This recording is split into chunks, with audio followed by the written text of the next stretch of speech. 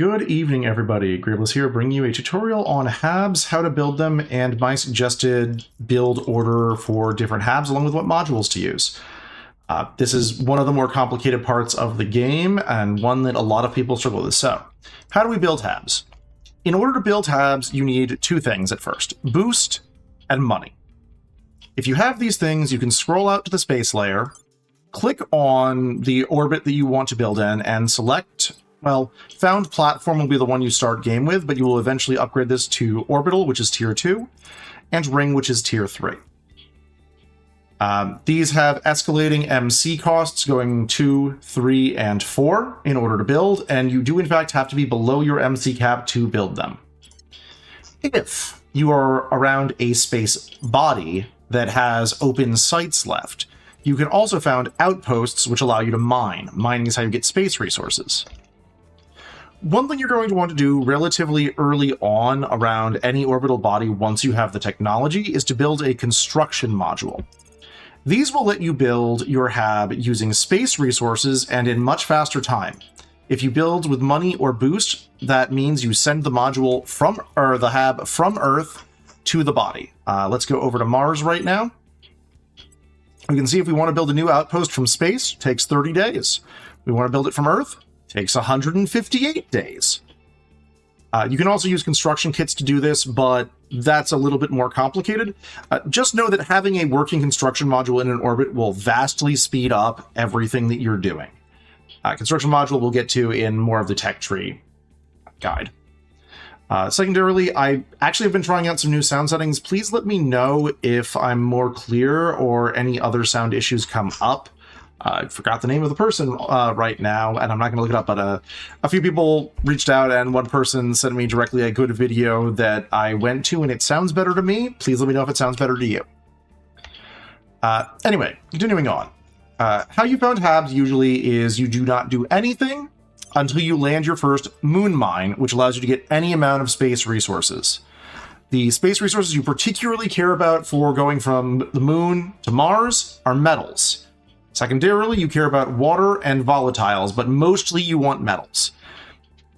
More than 10 metals leads to a decent site, and more than let me just go in and check what my maintenance is here. Okay, yeah, and more than 1, but really 2. Probably go for 2 for safety, volatiles, or... Oh, right, I have a mining bonus right now because of all those projects. Yes, probably more than 2, sorry. This is me realizing that I was saying something and then the stats in this game changed it. So yeah, I currently have a mining bonus because this is my cheated save where I have access to everything. 10 metals, more than 2 of water or volatiles will save you on your Mars mine. You then boost an outpost to Mars, which will have far better sites that will actually more than pay for themselves, but you want to make sure your first site has all 5, like the one I'm hovering over right now. That is not a good site to keep long term, but that is probably one of the first sites I would pick. Anyway, let's get into the actual Hab Designer and show off. In the Hab Designer, one of the things that you're going to want to do frequently is A, sort to just your own faction, because there's going to be so many HABs that you don't care about. And then it's pretty frequently useful to sort to the location you want to handle HABs at. Right now I'm going to show you the basic tier 1 mine that you're probably going to want to build on Mars. At the very start. There are... so let's go over modules. For modules, the first thing you need to care about is power. At the start of the game, you just have solar collectors. Ignore the value right now, that's because of other things I've built. On Mars, you can put down 3 solar collectors and a mine, and it will function. More ideally, you probably want to put down fission piles, which are nuclear reactors in space. As you progress through the tech tree, you will eventually upgrade to get heavy fission piles and fusion piles, which are better. Everything that does not produce power or is your core will consume power, and you need to make sure you have enough.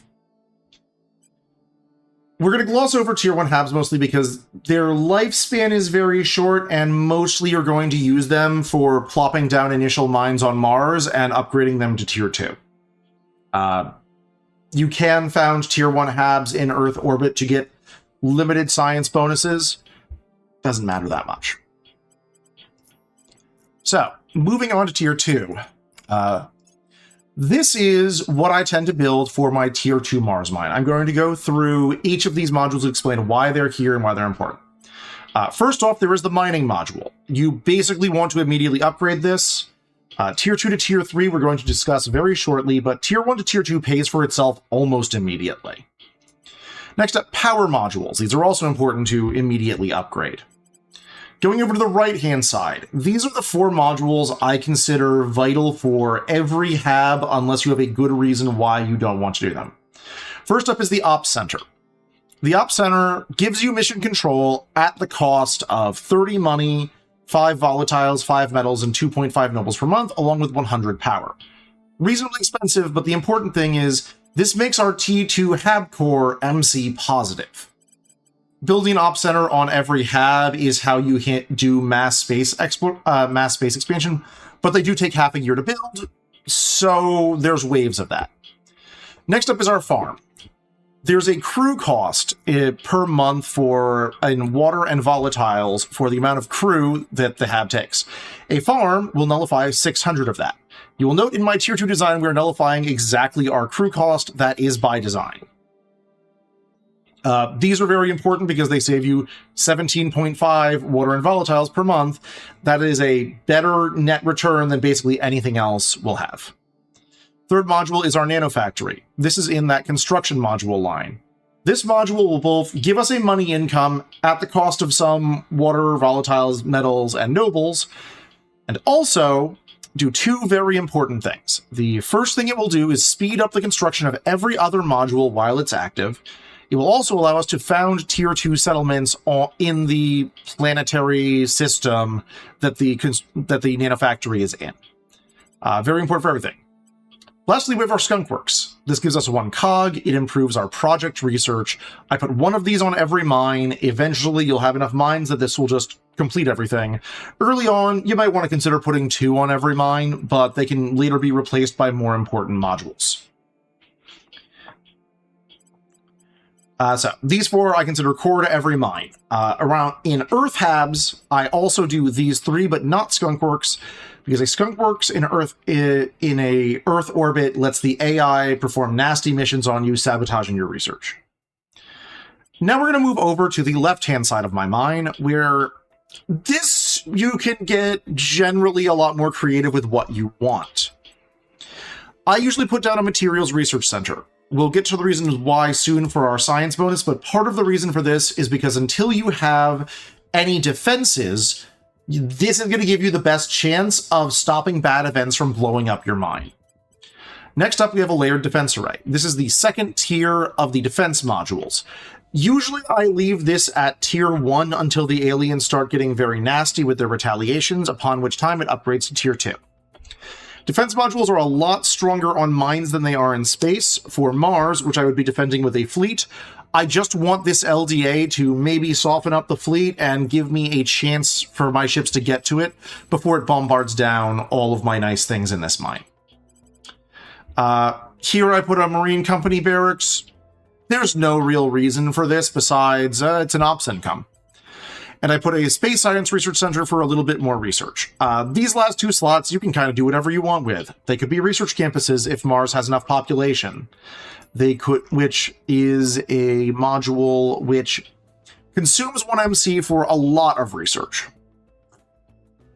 They could be your second Skunk Works. They could be another nanofactory. Like, really, the world is your oyster in regards to what these 2 extra modules are. And the tea of the day today is Snowball. It is a black tea with coconut. Brand new. I really like it. But not all mines are Mars. So we're going to go back out and go to our third example, which is the fission mine. You'll see this design is almost identical. It uses heavy fission reactor arrays rather than solar panels. This is because there's a unique thing you can do in Mars primarily, which is build an orbital station that improves the efficiency of your solar panels. In asteroid belt mines, you're going to have to use reactor arrays. 3 heavy fission reactor arrays gets the exact same amount.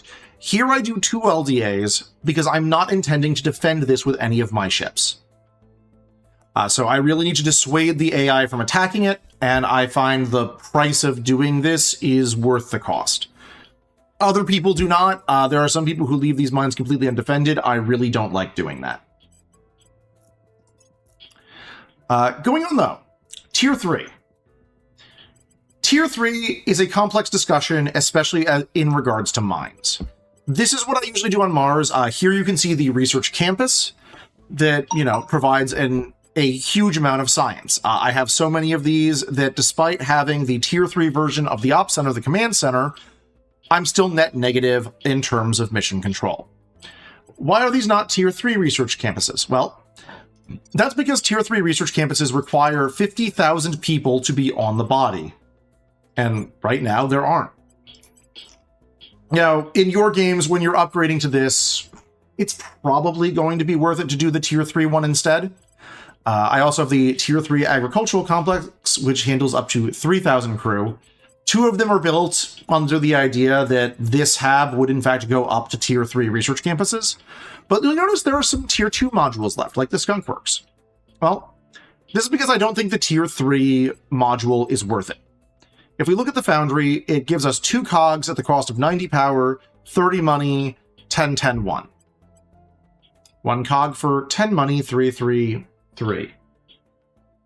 We are getting less than twice the benefit we're getting twice the benefit for more than twice the cost. Not worth it, in my opinion. And unfortunately, this sort of weird ratio remains true for most modules. Let's compare instead our Tier 3 Command Center. 10 mission control for 100, 10, 10, 5. If we instead go back down to our... I have to go back out here. So 10, this is 4 for 30, 5, 5, 3. The Tier 3 one is just better in basically every way besides power consumption. Modules for Tier 2 and Tier 3 are very complicated with this. You kind of have to go module by module to determine which one is worth it. Similarly, I'm staying at Tier 2 Materials Research Center and Tier 2 Layered Defense Array. The battle station is substantially better, but from the perspective of this mine, I don't think it's worth the cost, because what the battle station will do when you go up to Tier 3 is provide substantially more firepower, but not more defense. I'll just build one right now to show you what I mean. For this GD save, I have console commands enabled. So Tier 2 gives us large, which is to say 3-slot, ultraviolet phaser cannon. We get 2 of those and 1-point defense turret.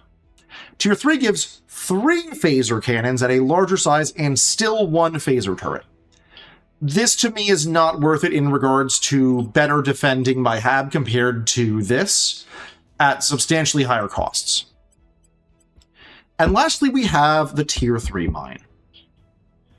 How mines work is that Tier 1 supplies 100% of the resources, Tier 2 supplies 150%, and Tier 3 supplies 200%. This means that you are not actually gaining as much for going from Tier 2 to Tier 3 as you do Tier 1 to Tier 2. And I'm going to use this upgrade example here. So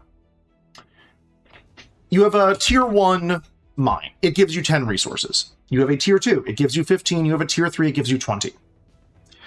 One of the problems with upgrading to Tier 3 mines is that the time they're offline, they give you nothing. So here we have a nanofactory and a manufacturing complex that are off.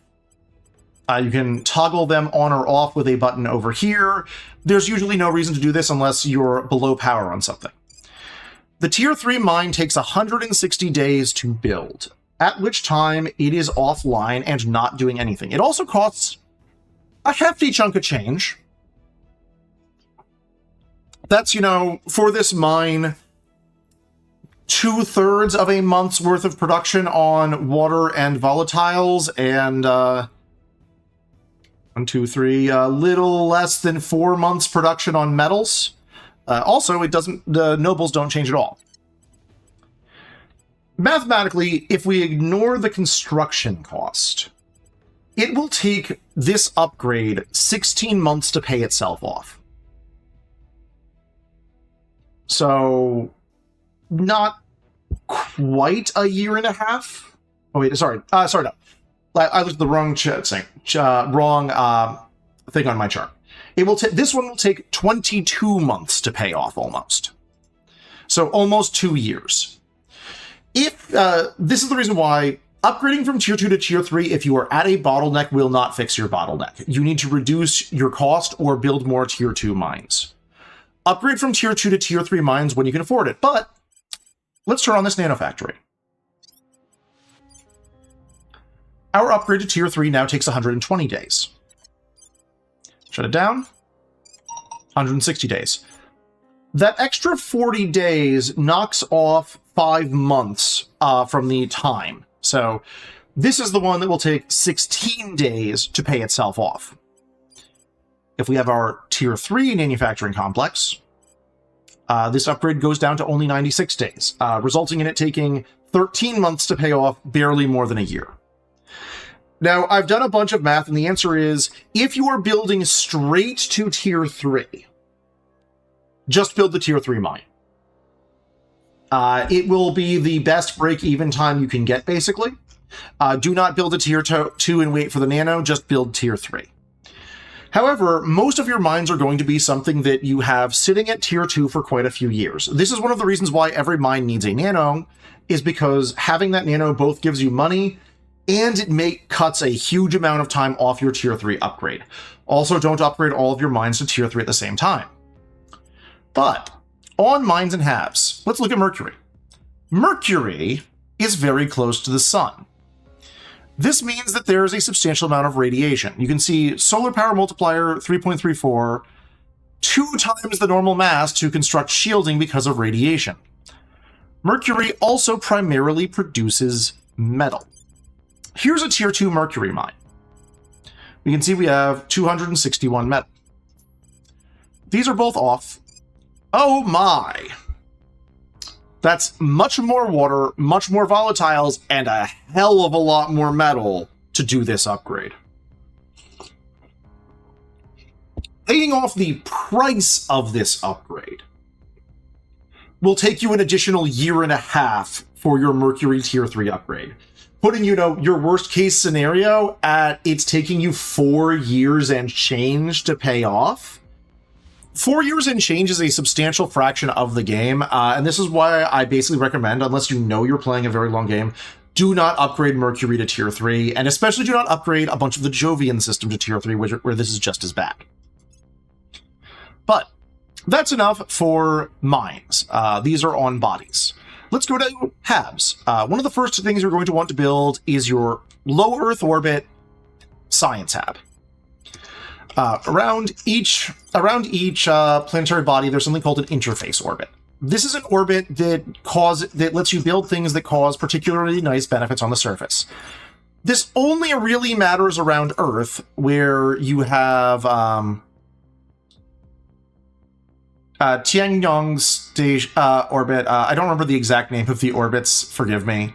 Oh, here we go. Tiangong orbit, ISS orbit, and low Earth orbit 1 and 2. These 18 slots are very important. This is because your science modules. So let's go over this. Energy Research Center gives you 10% to energy research and a plus 6% bonus to the boost priority on Earth if it is in an interface orbit. You will want 6 of these in Earth orbit. Information Science does the same for knowledge. Life Science does the same for welfare. Military Science instead grants a bonus to all of your army's strength while your armies are fighting. Social Science grants to government, and Space Science grants to mission control. You will notice that I don't have Material Science here. This is because Material Science grants to the military priority, which is something I don't often use. I still want the plus 10% bonus to science, I just don't care about the bonus to the military priority in 90% of circumstances. That's the reason why I choose to build these on my mines instead of on my orbital stations. We also have our nano. We only have a point defense array. This is because space defenses are weaker than ground defenses. This is not here to kill anything. This is here to nullify negative events and also to delay enemy ships' ability to kill this station long enough for my ships to arrive. It's only going to buy them 15, 20 minutes, but that 15, 20 minutes is often the difference between this station being destroyed and this station staying alive. We also have an admin module. These are incredibly useful and incredibly expensive. The tier 1 you're going to want in every single low Earth orbit that you can afford. Let me go find it. I might not be able to find it because I have the tier 2 built. I cannot find it because I have the tier 2 built. So tier 2 gives you 1 mission control and 12 CP cap at the price of 4 boost per month. This is expensive, but incredibly worth it. It also technically boosts the production of things by 5%. That does not matter. The CP cap is what matters. And lastly, we have a supply depot. The reason why this is here is that these Habs are the Habs that the aliens are going to be trying to destroy, that you need to have your Earth defense fleet jet over to defend or beat the aliens to, ideally. A supply depot allows you to restock your fuel after the aliens, are defeated and your ship needs to redo fuel.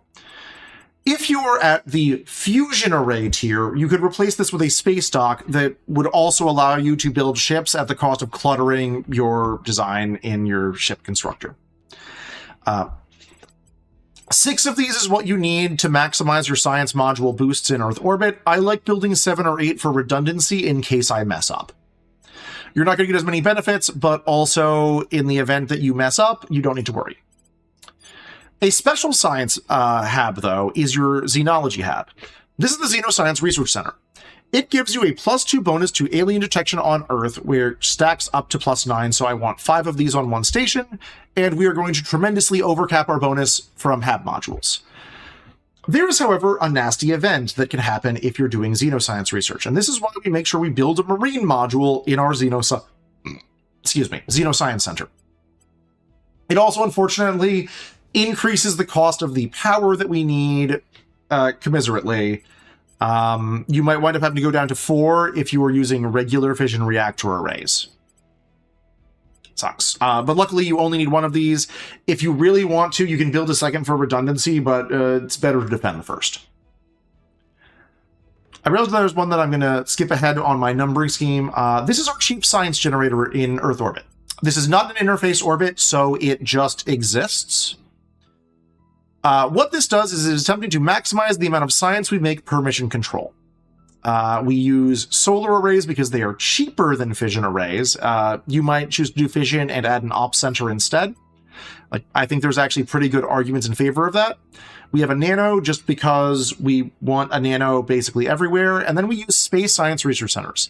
This is because the 2 cheapest science producing modules are the Space Science Center and the Social Science Center.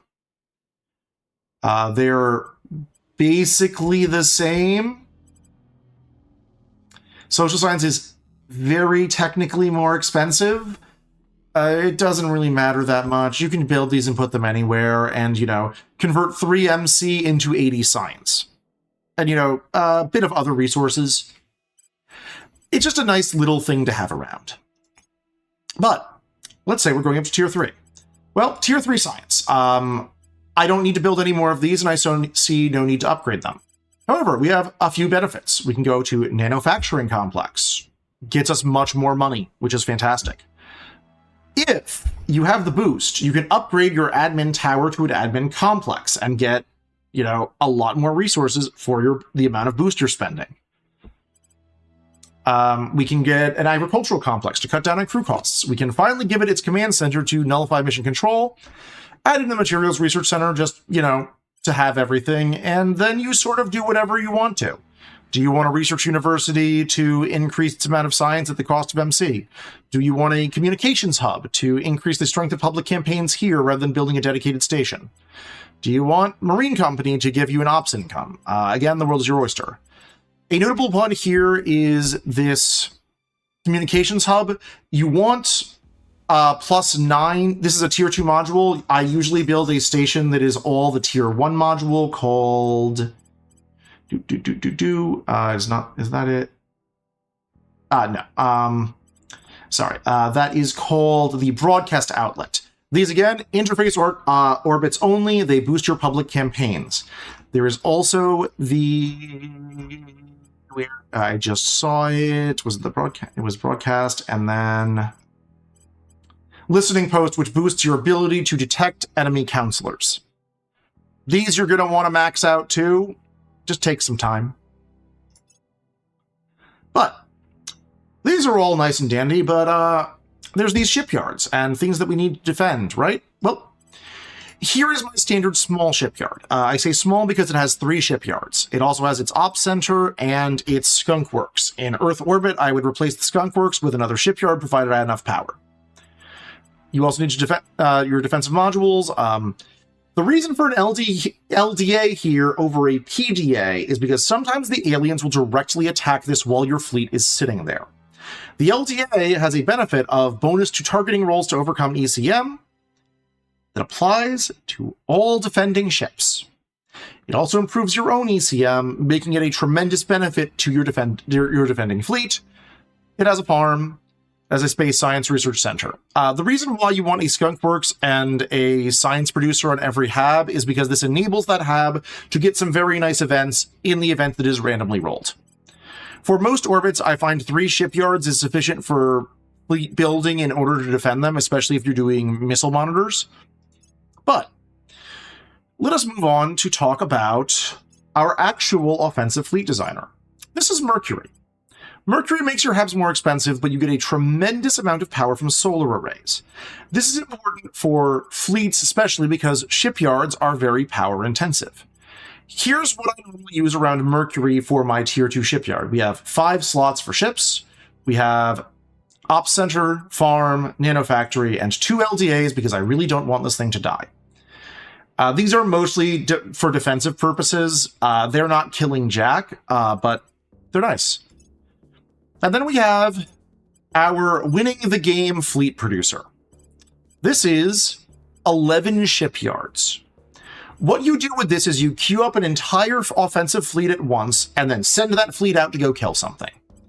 It has a nano, it has a command center, it has 2 agri complexes because of how expensive these space works are in terms of crew, and it keeps its 2 LDAs from before. I see no reason to upgrade them. Battle stations don't really give you that much of a benefit over LDAs in this case. Like, you could if you want to. I don't want to. I don't think it's worth it. But we've talked about solar modules a lot. Let's go to our Mars Tier 2 solar station. Every one of these solar mirror arrays boosts the solar panels on any ground hab, not space hab, in its planetary system. It also applies to the moon if you build it in an L orbit. This depends on whether Phobos and Deimos are actually useful for you.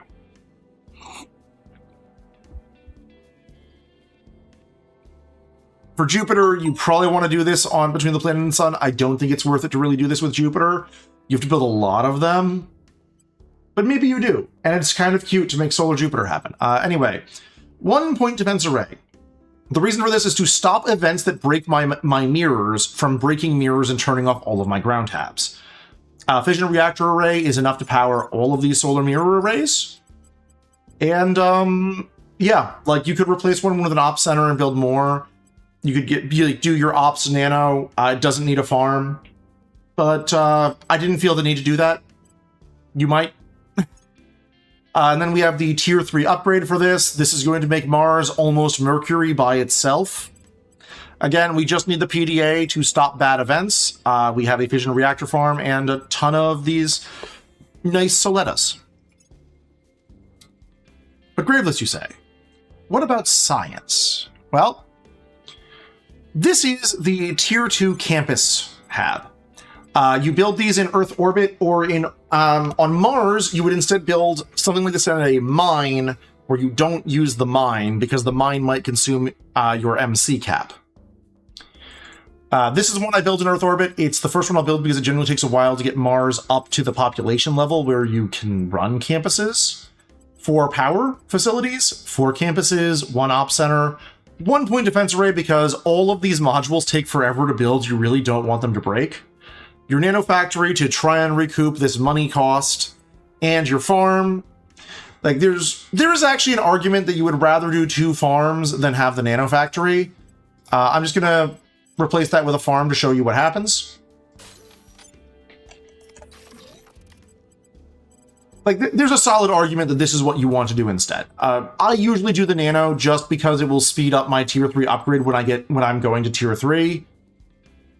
Is whatever. And lastly, for those of you going down the antimatter path on your, big, nice endgame ships,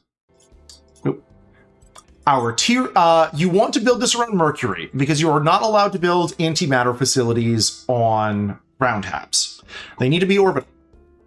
And the best place to build orbital antimatter habs is Mercury, even though it will cost you so many metals to build one of these. There are any arguments that you want to do this around Venus instead, just to cut down on the price.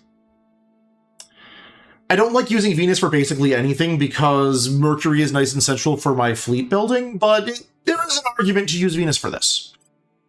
For this, you can fit 10 antimatter producers using all of these solar arrays, 2 agri-complexes, a nanofactory, and I made a battle station purely because losing this would be crippling, and I want to delay the amount of time it takes an enemy fleet to get here as long as I can. Unfortunately, the other modules are also very important given how expensive this is. You could replace the nanofactory with a second battle station just to delay things further, but I find these 2 agri-complexes are kind of are kind of mandatory because boy, do we have a ton of crew. With 2 of them, we still have 15. We still have a ton of crew. Like, I'm just gonna show this off by replacing this with a battle station. 1500. Oh, actually, 1550. Wait, did I misremember? Did I misremember something silly? Do we only need 1? 1 minute. I might have misremembered. Sorry. This is something I don't build all that often.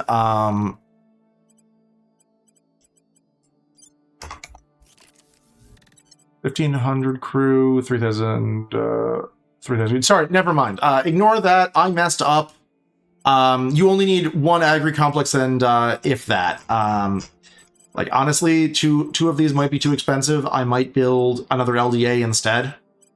But antimatter is really expensive to produce, as you can see by all of these costs. 1,000 money, 300 water, 300 volatiles. If you look at this, like, that's the price per 0.1 antimatter per month. The final antimatter drive is really good, but it has a substantial infrastructure cost. But going through modules, other modules of note that you might care about. Civilian complex. This exists for one purpose. It is putting on a ton of crew so that you can get your planet above the minimum needed in order to build campuses or anything else. Continuing down. This is the smaller tier antimatter. You want to build one of these to start stocking up if you're going the antimatter route. Fusion reactor arrays, they're better than fission reactor arrays, but you're going to spend most of the game on fission reactor arrays, and that's why my designs primarily use those in solar.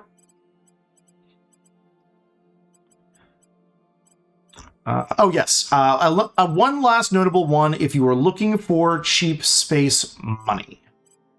Which is, where is it? Oh, I cannot do this around Mercury because it's irradiated. That's why that module's missing. Doop doop. So one other notable one for modules is Tier 2 Science, Low Earth Orbit 2. I should be build modules. Is the Tourist Berth. This converts 0.2 boost into 20 money. That is, boost is best used on admin modules, but a boost to 100 money is a pretty standard conversion when you start getting into the boost consumers. See, 3 boost to 120, that's, 60 per. It does give you a little bit of influence, too, for the Space Hotel. Where is the medical center? Does 1 boost to 90, along with a little bit of life science research. So just spamming tourist berths is a decent way to convert boost to money. All you do basically is build a single power module and then all of your tourist berths. And this is my quick guide to what sort of Habs you want to build, and the reasons why I build my Habs the way I do. I hope this is helpful, and I hope you all are having fun playing the game. Again, please, if my sound is notably better or notably worse, let me know. I'm going to continue trying to mess with this, and fingers crossed that it works. Anyway, have a lovely evening, everyone. Bye.